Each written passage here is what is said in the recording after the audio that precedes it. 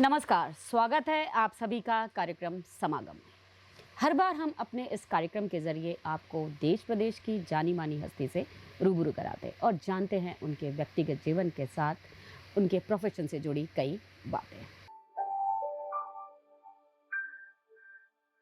आज हमारे साथ है पीटीआरआई के एडीजी श्री जी जनार्दन सर। तो आज हम उनसे जानेंगे कि ट्रैफिक के लिए हम कितने संजीदा हैं और हमें कितना ध्यान रखना चाहिए अपना और अपनों का। तो नमस्कार सर, आपका नमस्कार। हमारे कार्यक्रम में बहुत बहुत स्वागत है। हम जैसे देखते हैं अक्सर सड़कों पर, चौराहे पर आपके police officer, traffic police officers लोगों को समझाते भी रहते हैं, समझाइश भी देते हैं, ट्रैफिक को कंट्रोल करते हैं और सवेरे से रात तक उनकी ये प्रक्रिया चलती रहती है।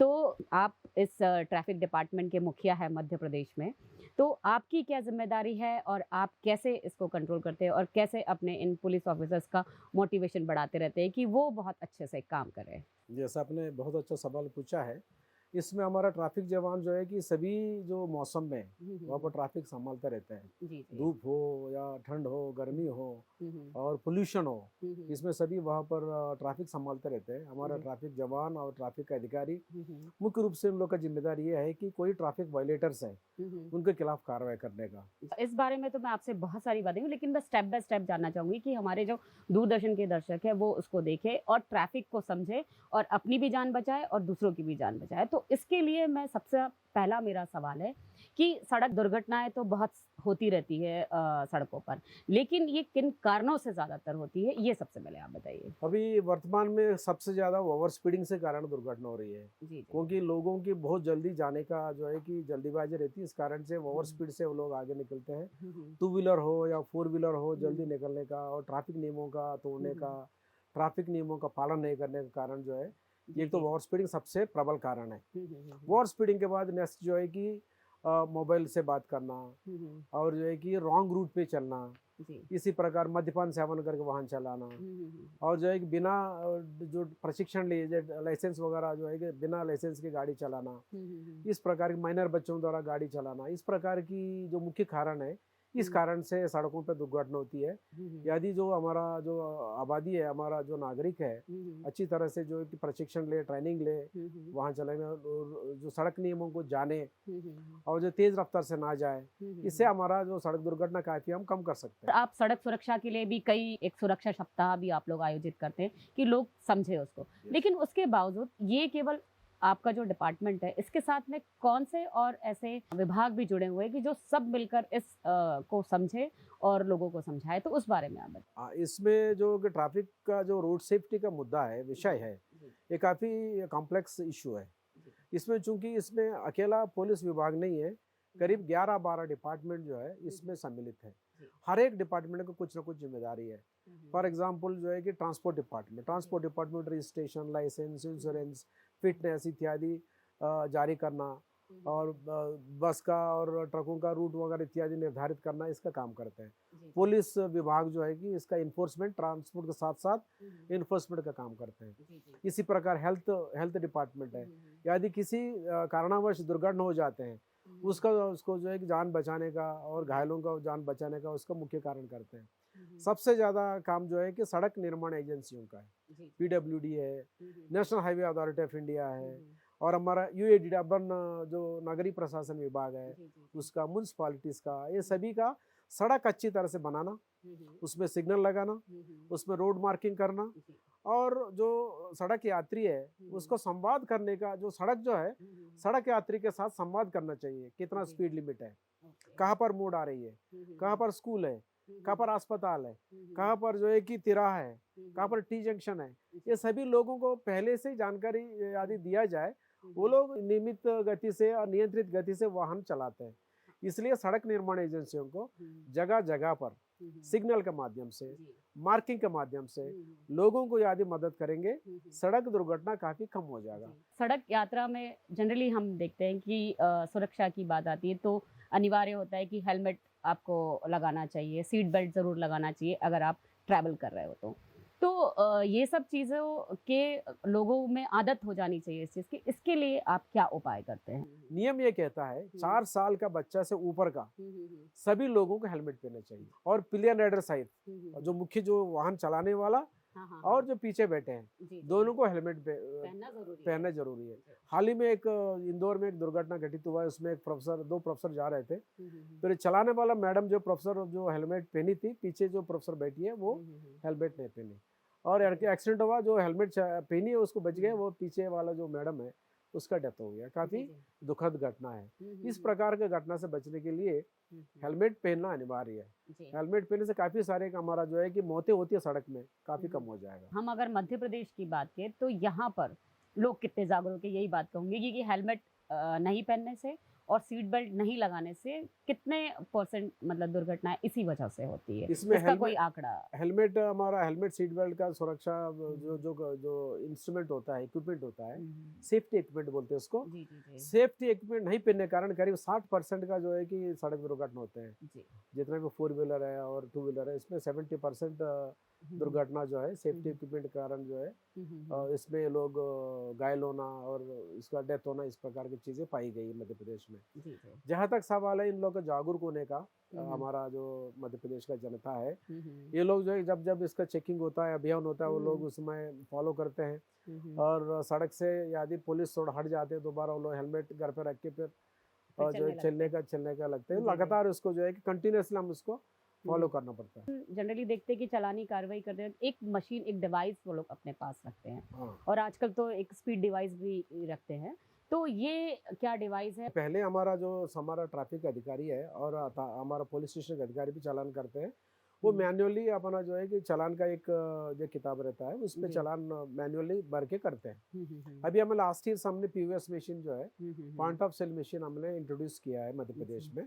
सभी थानों में मशीन जारी किया गया है। इससे सभी जो ट्रैफिक वायलेशंस हैं सभी धारा उसमें पहले से फीड रहता है। मान लो आपका जो है कि कोई ओवर स्पीडिंग के कारण या हेलमेट नहीं पहनने के कारण या 3 सवारी के कारण यदि कोई वायलेशन आपके द्वारा किया है, तुरंत आपका जो है वो वायलेशन टाइप का वो प्रेस करने से वो आ जाएगा। इससे क्या समय बचेगा और उसका जो जुर्माना राशि है वो भी जल्दी से जल्दी ट्रेजरी में जमा हो जाएगा और लोगों के समय बचेगा। पुलिस कर्मचारी अधिकारियों को अधिक से अधिक जो है वायलेटर्स को पकड़ने का ये काम आएगा। इस कारण से पीओएस मशीन हमने शुरू किया। सभी जगह जो आप मशीन देखे होंगे वो यही मशीन है। तो सर, जो आपकी पीओएस मशीन और आपके कैमरे लगे हुए जिससे कि चालानी कार्रवाई की जाती है, तो मेरे साथ भी ऐसी मिस्टेक हुई है और मैंने भी गलती की है, जिसके कारण मुझे भी एक मैसेज आया कि आपका ऊपर ये ट्रैफिक सिग्नल आपने तोड़ा है और आपके ऊपर चालानी कार्रवाई हुई है। तो इसके बारे में आप बताइए कि हमें कब तक भरना चाहिए और अगर हम नहीं भरते उस तय सीमा तक तो उसके बाद क्या कोई पेनल्टी है, ये आप बताइए। और दूसरी चीज़ ये है कि हमारे यहाँ पर भोपाल में हम कई जगह देखते हैं कि कई जगह सिग्नल्स ख़राब भी रहते हैं और ख़राब रहते हैं और एकदम से चालू हो गए, आपको पता नहीं, और आगे जब जा रहे हैं कई बार होता है कि लंबी लाइन होती है और हम सही इस पे और कोई गाड़ी खड़ी हो जाती है तो हम डिफ़ॉल्टर हो जाते हैं कि हम से सिग्नल टूट गया ऐसा कहा जाता है, बल्कि वो हमारी गलती नहीं होती। तो इन सब चीज़ों के बारे में कि कैसे कर सकते हैं? इसमें जो ई चालान हमारा सिस्टम है, जो आईटीएमएस जो बड़े शहर है मध्य प्रदेश में 7 बड़े शहर है, इसमें इंदौर, भोपाल, ग्वालियर, जबलपुर, उज्जैन, सतना, सागर, इस प्रकार का 7 शहरों में हमारा आईटीएमएस सिस्टम लगे हुए हैं। वहाँ पर जो मुख्य शहरों पे हमारा कैमरा लगे हुए हैं, उसमें जो वायलेटर्स को जो कैमरा कैप्चर करते रहते हैं, हम वेरीफाई करके उसको चालान इशू करते हैं। इसी प्रकार हमारा पीओएस मशीन में भी पीओएस मशीन चालान करने के बाद आप वहाँ पर कैश जमा कर सकते हैं। हमारा आपका जो है डेबिट कार्ड या इसमें जो क्रेडिट कार्ड से आप जो है कि चालान भर सकते हैं, या आप जो है कि अपना जो चालान आपको ऑनलाइन आपको दिया जाएगा, उसमें 15 दिन के अंदर आपको थाना आके या ऑनलाइन एमपी ऑनलाइन का माध्यम से आप ये चालान भर सकते हैं। मान लीजिए 15 दिन के अंदर आपने चालान नहीं भर पाया तो आपका जो है कि कोर्ट चले जाएगा, आगे अग्रेसित हो जाएगा। 15 दिन बाद ऑटोमेटिकली ये कोर्ट के लिए फॉरवर्ड हो जाएगा। कोर्ट के फॉरवर्ड होने के बाद आपको कोर्ट में जाना पड़ेगा। तो कंपाउंडिंग फीस होता है, कंपाउंडिंग फीस थोड़ा सा कम होता है और कोर्ट में जाने से इसमें मैक्सिमम पेनल्टी भी लग सकती है। और कोर्ट में फिर आपको अनावश्यक एक दिन आपका खराब होगा, कोर्ट में जाओ, फिर इसका इस प्रकार से होता है। जैसे अब मेरा मिस हो गया तो क्या मैं अब ऑनलाइन नहीं भर पाऊंगी? 15 दिन के बाद नहीं भर सकते, आपको कोर्ट में फॉरवर्ड हो जाता है। कितने बार आपको ये चालान मिलते हैं और अगर आपने नहीं भरा, तो क्या आपका लाइसेंस रद्द हो सकता है क्या? ये भी कोई नियम बन गया हाँ, है? इसमें जो है कि मान लीजिए किसी बिना लाइसेंस का तेज रफ्तार से गाड़ी चलाना, हुँ, हुँ। लहराते हुए गाड़ी चलाना, हुँ, हुँ। खतरनाक तरह से गाड़ी चलाना हुँ, और जो इस प्रकार के वायलेशंस 3 हुए हैं, हुँ, 3 यदि वायलेशंस हो जाते, उसका लाइसेंस निरस्त करने के लिए प्रक्रिया होती है। हम हुँ, उसको वो प्रकरण बना के हम आरटीओ को भेजते हैं। हुँ, हुँ, हुँ। आरटीओ द्वारा उसको जो है लाइसेंस निरस्त कर देते हैं। मुझे भी नहीं मालूम था कि यहाँ ये नियम लागू है और जो हमारे दर्शक हैं उनको भी नहीं पता और साथ में हमारा जो स्टाफ है उन्हें भी नहीं पता है। तो ये आपने एक महत्वपूर्ण जानकारी हमें दी है और हमारे दर्शकों के लिए भी और हमारे लिए भी कि अगर आप 3 बार वॉयलेशंस करते हैं तो आपका लाइसेंस रद्द होगा। तो सर यहाँ हम एक छोटा-सा ब्रेक लेते हैं और ब्रेक के बाद आपसे और भी बहुत सी बातें करेंगे। Thank you.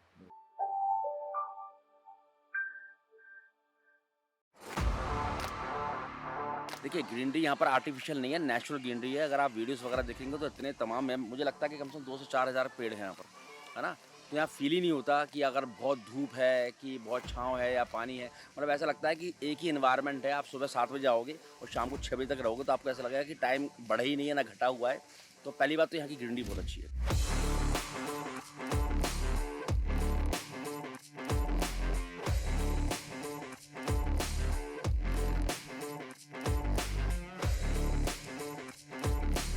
यहाँ भी ग्रीनरी बहुत ज़्यादा अच्छी है, बहुत बेटर है। मतलब फर्स्ट टाइम मेरा पूल है बच्चों के साथ, तो I really enjoyed it, like बहुत अच्छा आया।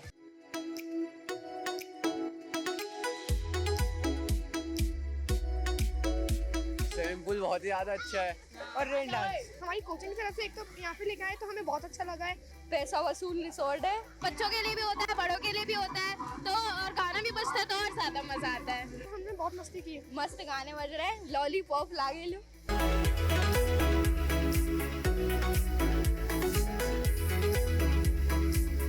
लाइक इधर बहुत सारी एक्टिविटीज है करने के लिए, जैसे हम बोर नहीं हो सकते। एंजॉय भी करा, गेम्स थे, आर्चरीज है, एडवेंचर है, अच्छा लगा बहुत। स्पोर्ट्स मेरा फेवरेट है तो मेरे को सब कुछ पसंद आया।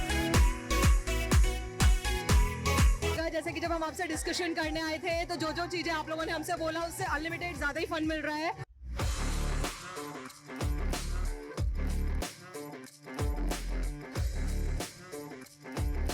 यहाँ का जो खाना है विलेज टच फूड, जो आपको शहरों में खाने को नहीं मिलता।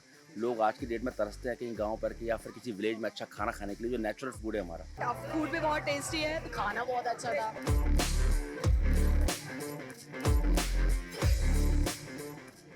कॉटेज वगैरह जो हैं बहुत अच्छे साफ़ सुथरे हैं और साफ़ सफाई काफ़ी अच्छी है। ग्रीनरी पे काफ़ी ध्यान दिया हुआ है और एटमॉस्फेयर बहुत अच्छा है।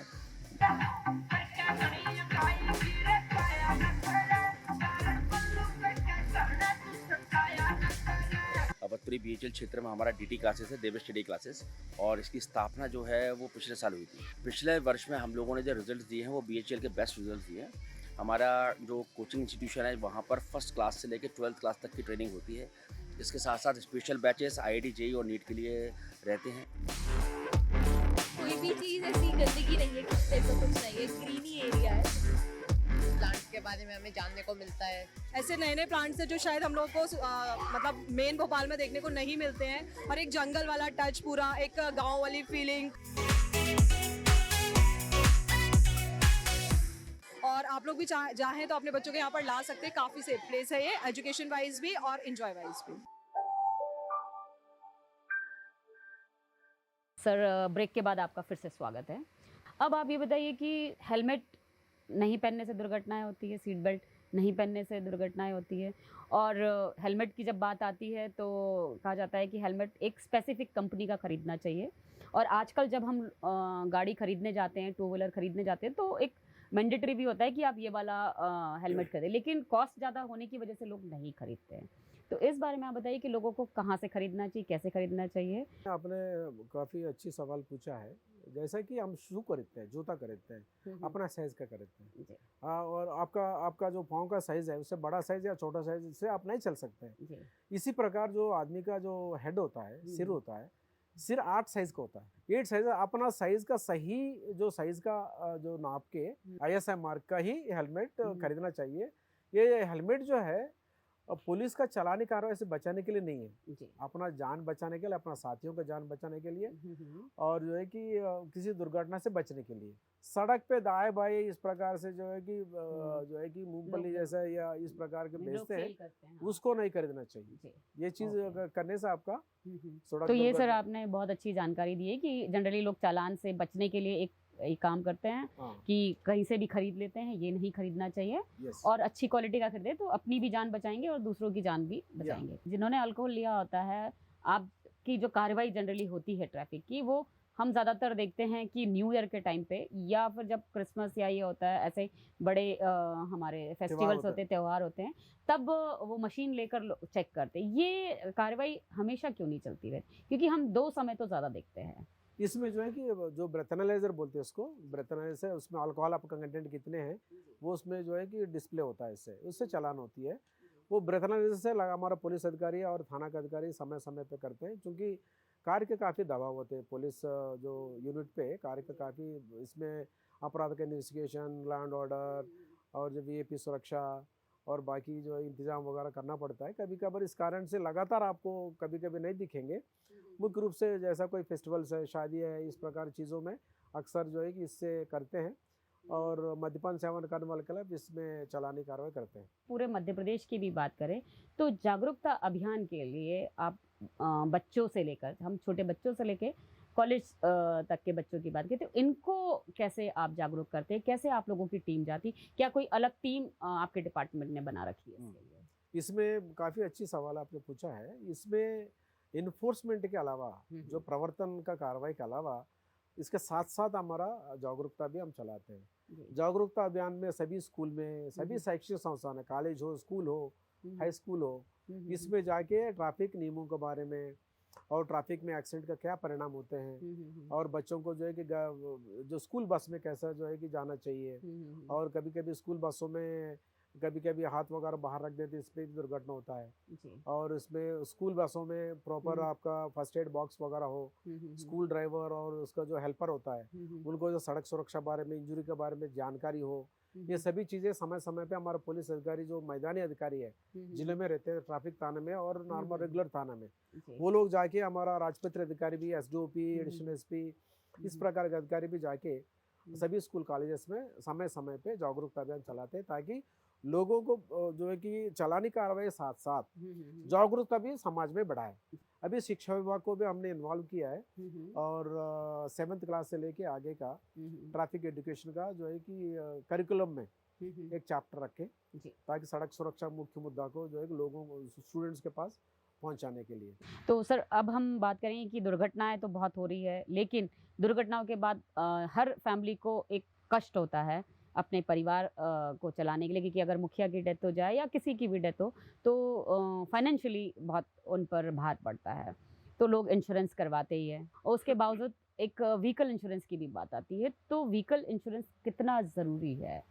इसमें नियम ये कहता है कि जो हर एक वाहन जब सड़क पे चलाते समय इंश्योरेंस होना चाहिए। जी। इंश्योरेंस होने का फायदा ये है कि मान लीजिए किसी कारणवश दुर्घटना घटित हो गया, दुर्घटना में वो गाड़ी इन्वॉल्व हो गया, इसके कारण गाड़ी का नुकसान हो सकता है, या किसी गाड़ी में जो गुड्स होते हैं, आपने को मान लीजिए कोई टीवी वगैरह ले जा रहा है, कोई गाड़ी ठोक दिया, आपका टीवी सामान का नुकसान हो गया, उनका और व्यक्तियों का भी नुकसान होता है, इंजरी, सीरियस इंजरी हो गया या डेथ ही हो गया, ऐसा जगह पे इसको जो इंश्योरेंस कंपनी द्वारा, जब गाड़ी इंश्योर होता है, वो इंश्योरेंस कंपनी द्वारा उन व्यक्ति का जो है कि इसमें जितना कॉम्पनसेशन देना चाहिए, उसका एक फार्मूला होता है, कितना उम्र है, कितना कमाते हैं, कितना उम्र बच्ची है उसका, कितना परिवार इसके ऊपर आश्रित है, ये सभी का इस प्रकार अलग अलग फार्मूला है, उसके आधार पे इसका इंश्योरेंस उसको गिना जाता है, कॉम्पनसेशन गिना जाता है। गिनने के बाद जो है कैलकुलेट करने के बाद संबंधित इंश्योरेंस कंपनी द्वारा पीड़ित परिवार को ये इंश्योरेंस राशि प्रदान की जाती है। अभी सुप्रीम कोर्ट द्वारा हमें सभी स्टेट्स को, सभी पुलिस स्टेशन को एक निर्देश जारी किया है, जैसा कि दुर्घटना हो गया 48 घंटे के अंदर पुलिस विभाग द्वारा संबंधित इंश्योरेंस कंपनी को और जिला मुख्यालय में स्थित हमारा मोटर एक्सीडेंट क्लेम ट्रिब्यूनल होता है, MACT कोर्ट बोलते हैं उसको, मोटर एक्सीडेंट क्लेम ट्रिब्यूनल, उसको जानकारी देना चाहिए यहाँ पर दुर्घटना हो चुका है, इसके आदमी घायल हुआ, इतना आदमी का डेथ हो गया, ताकि जो है संबंधित इंश्योरेंस कंपनी द्वारा जल्दी से जल्दी उसको पीड़ित परिवार को कॉम्पनसेशन दे सके। जी। और कई बार हम देखते हैं कि जो लोग हैं एक्सीडेंट हो जाता है और लोग उसको इग्नोर करके आगे बढ़ जाते हैं। Yes. कोई हेल्प नहीं करता है कि पुलिस कार्रवाई में कौन फंसेगा, बार-बार हमें कोई फ़ोन करेगा और ये करके लोग आगे बढ़ जाते हैं। तो इसको रोकने के लिए कि जल्दी से पता चल जाए या जल्दी उस पर्सन को राहत मिल जाए, उसके लिए लोग जागरूक हो। तो कोई आपने ऐसा कोई अवार्ड या ऐसा कोई एक्ट में बदलाव किया है कि जिससे कि ज़्यादा से ज़्यादा लोग अवेयर रहे और अगर कहीं एक्सीडेंट हो तो जल्दी पुलिस को बता दें? इसमें जो केंद्र शासन द्वारा पिछले साल जो 2021 में एक कानून लेकर आए, good Samaritan act. Good Samaritan act के तहत आप मान लीजिए आपका सामने कोई सड़क दुर्घटना में घायल हो गया, किसी व्यक्ति को गंभीर रूप से घायल व्यक्ति को आप जो है कि गोल्डन आवर मतलब 1 घंटे के अंदर आपने किसी नज़दीकी अस्पताल या ट्रॉमा सेंटर प्राइवेट हो या जो गवर्नमेंट सरकारी हो, किसी अस्पताल में शिफ्ट करके उसको जान बचाने में आपने भूमिका अदा किया है, निभाया है। फिर आपको जो है कि उनको डिस्ट्रिक्ट कलेक्टर, CMO जो चीफ मेडिकल ऑफिसर होता है और डिस्ट्रिक्ट SP द्वारा उसका आकलन करके आपको एक गुड समरिटन एक्ट के तहत 5,000 रुपये का इनाम दिया जाएगा। इसमें इस काम के तहत जो है जिले में एक कमेटी गठित की गई है। ये कमेटी द्वारा इसको जो है आकलन करेगा, इसको द्वारा की गई कार्रवाई से इसका जान बची है, इसलिए इसको राशि प्रोत्साहन राशि एक प्रशस्ति पत्र भी आपको दिया जाता है।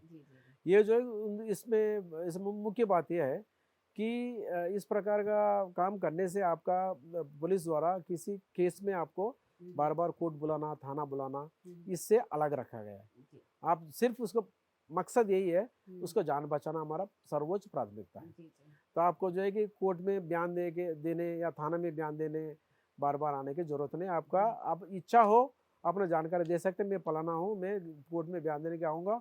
अगर नहीं है तो जो है कि आप बिना जानकारी दिए आप जा सकते हैं। इसमें और एक मुद्दा है इसमें जो हर एक स्टेट से केंद्र जो शासन द्वारा हर एक स्टेट से इस प्रकार के मुख्य प्रकरणों को इकट्ठा करेगा और सर्वोच्च जो इस प्रकार के प्रकरण, मान लो कभी कभी 3-3, 4-4 लोगों घायल होते हैं, उसमें सबको बचाते हैं। किसी आदमी ने अपना गाड़ी में बैठा के लेके चले गया, ऐसी जगह पे महत्वपूर्ण प्रकरणों को चिन्हित करके सरकार द्वारा इसमें जो है कि 1 लाख रुपए तक का इनाम केंद्र शासन द्वारा दी जाएगी। हाँ, वो दिल्ली में मिलता होगा। दिल्ली में मिलता है। शॉर्टलिस्ट हो गया आपका, सर्वोच्च प्रकरण के रूप में शॉर्टलिस्ट हो गया, आप गवर्नमेंट द्वारा आपको 1 लाख रुपए तक का इनाम दिया जाएगा। प्रशस्ति पत्र गवर्नमेंट ऑफ इंडिया में भी दिए जाएगी। स्टेट में आपको 5,000 मिलेगा। यदि आपका की गई कार्रवाई आपका अच्छा पाई गई है तो गवर्नमेंट ऑफ इंडिया द्वारा भी आपको 1 लाख रुपया का राशि और एक प्रशस्ति पत्र दिया जाएगा। तो ये सर बहुत अच्छी बात है। लोगों को, हमारे जो दर्शक देख रहे हैं ये कार्यक्रम, इस बात को ज़रूर ध्यान दें कि आप कहीं भी कोई दुर्घटना घटे तो सबसे पहले पुलिस को इसकी जानकारी देना ज़रूरी है। अस्पताल भी शिफ्ट कर सकते, पुलिस को देना जरूरत नहीं है। सबसे पहले आप अस्पताल पहुंचा दें और पुलिस को जानकारी दें। और आप हमारे दर्शकों को एक क्या संदेश देना चाहिए कि वो ट्रैफिक रूल का पालन करे और दुर्घटना से बचे और कोई दुर्घटना न होने दे? इसमें मेरा मैसेज यही है कि आम जनता को कि वाहन आपका जब भी कोई काम से जाते हैं, कितना समय पे जाना चाहिए, कितना दूरी है तय करें जी। और उसका स्पीड लिमिट पता करें, ओवर स्पीडिंग से ना चलाएं। यदि 2 व्हीलर पे चल रहा है आप जो है कि हेलमेट अवश्य रूप से पहने। 4 व्हीलर पे चल रहा है कि आगे बैठने वाले और पीछे बैठने वाले सभी अपना जो है सीट बेल्ट पहने और मद्यपान सेवन करके वाहन ना चलाएं। और जो है कि यदि आप सीमित गति से अपना वाहन चलाएंगे, इस प्रकार की सड़क दुर्घटना कम होगा और लोगों की जान बचेगी और अनावश्यक इस प्रकार की घायल होना और इस प्रकार जाने गंवाना, इस प्रकार की चीजें नहीं होगी। और सर गुड समरिटन भी बनना बहुत जरूरी है। गुड समरिटन लोगों को उसमें आगे आके मदद करना चाहिए। हमारा जो साथी, जो कर्मचारी, साथी जो जनता है, उसको मदद करना चाहिए, आगे आके मदद करना चाहिए, जिससे शासन का प्रोत्साहन भी दी जा रही है। तो सर आपका बहुत बहुत धन्यवाद, आप हमारे इस कार्यक्रम में आए और आपने ट्रैफिक से जुड़ी महत्वपूर्ण जानकारियाँ दी जो हमारे दर्शकों के लिए भी बहुत महत्वपूर्ण होगी और वो उनका लाभ ज़रूर लेंगे। तो धन्यवाद सर। थैंक यू मैडम, नमस्कार। तो आज के कार्यक्रम में बस इतना ही। अगले हफ्ते हम फिर हाजिर होंगे किसी और नई शख्सियत के साथ। तब तक मुझे और मेरी पूरी टीम को दीजिए इजाज़त। नमस्कार।